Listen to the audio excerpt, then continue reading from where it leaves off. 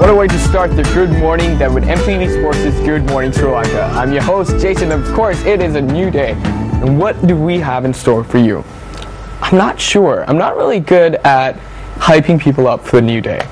So today, obviously, we thought we would take and hand it over to someone else. Our next guest, our first guest of the show, is a motivational speaker, a corporate trainer, a mother, and the list goes on with this lady's accolades. But I thought it would be best to introduce her first and foremost. Good morning, Miss Kanthi Basnayake. Very good morning, Jason. Good morning to the show.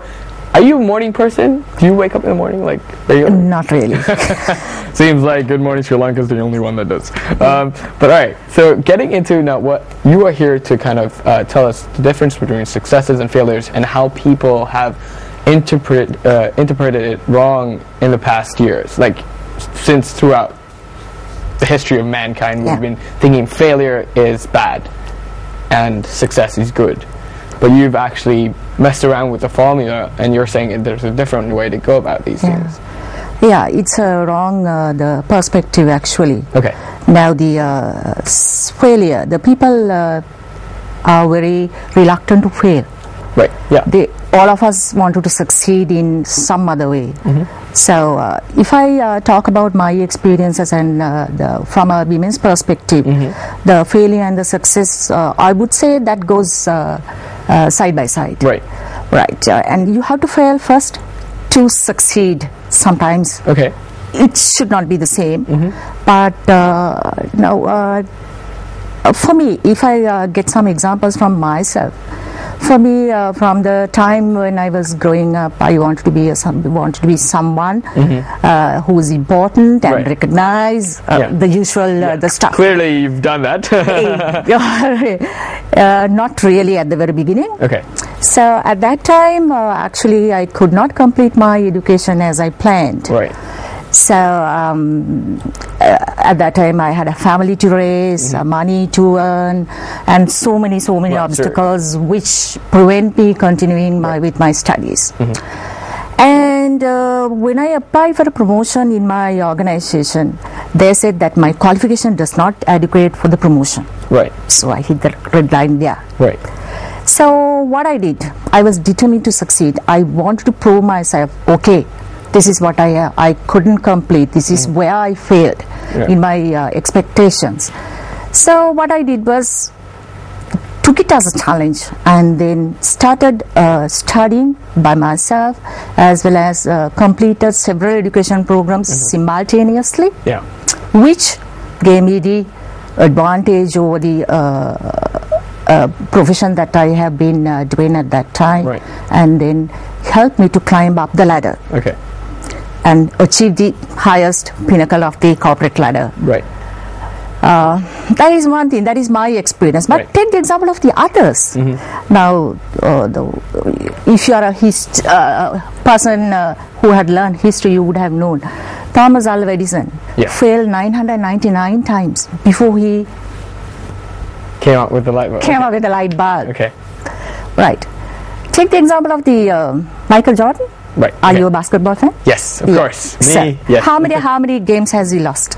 I believe it's around maybe 25. It's about 300 games. No way. Lost. Yes. In his career. In his career. Okay. So these people failed, but that didn't stop them. They continued doing. They continue becoming competent in their profession, competent in their skills. They develop their skills, they develop their knowledge, they came up in the ladder, and continuous accepting the challenge, accepting the continuous education will make you a better person. The success should not be the you can say the should not hold you back. Right. Okay. Should not hold you back. It should be taken as a challenge to go forward.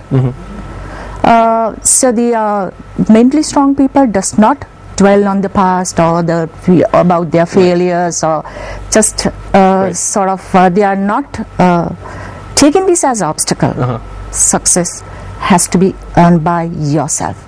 So believe in yourself. You have the strength. You have to have the strength. If you don't have the strength, you have to develop that strength.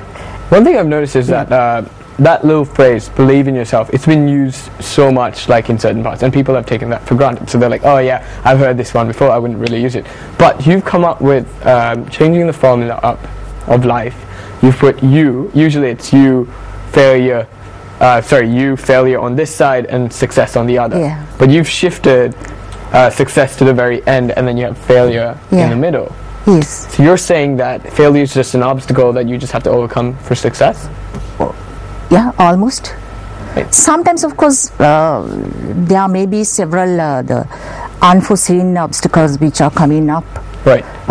which sometimes it cannot be conquered by yourself. Yeah. You need the support of the others. Yes. Support of the others. That's why the peers, your parents, your family, as well as the friends and the subordinates in your organization, as well as the superiors, should help you out. Yeah. But there's no particular formula for success. Okay. It differs from person to person. Okay. Differs from organization to organization. But if you have the core strength in you, if you have the willingness, if you have the determination to succeed, you can do so. Right. So it's all up to you.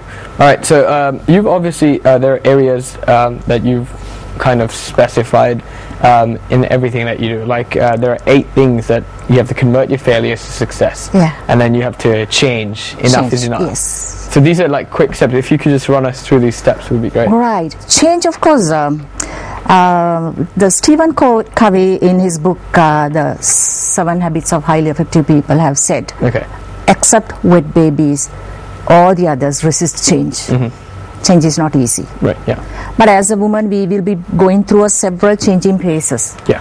Okay. From a girl to the wife, wife to the mother, mother to the granddaughter, the grandmother. Likewise, there are so many phases that you have to go. Right. The change is a must. The world is changing. The environments where we are working, where living are changing, values are changing, ethics are changing, technology is changing.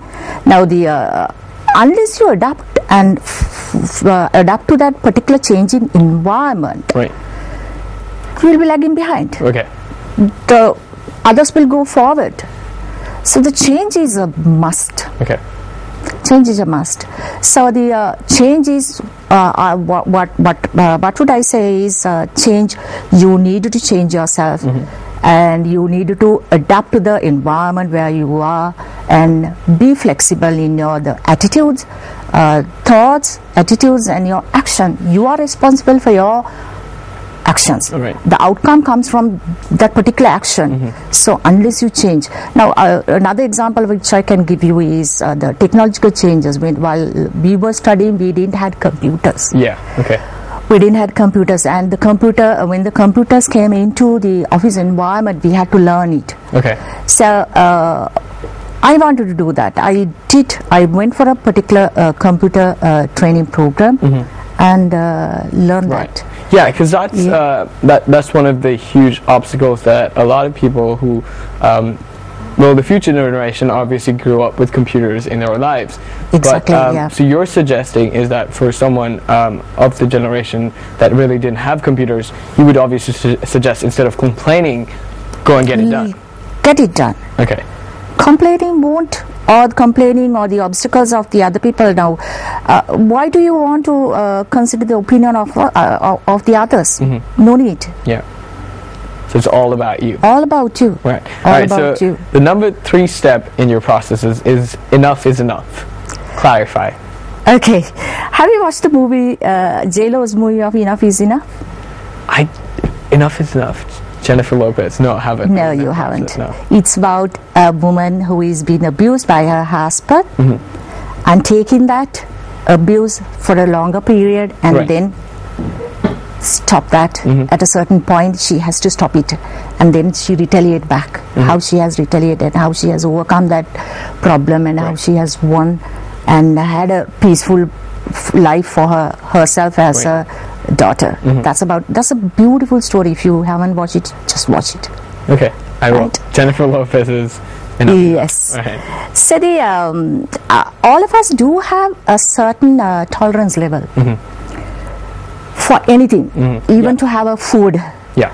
you want to have a relationship or a abuse, there is a certain limit that you can go up to. True.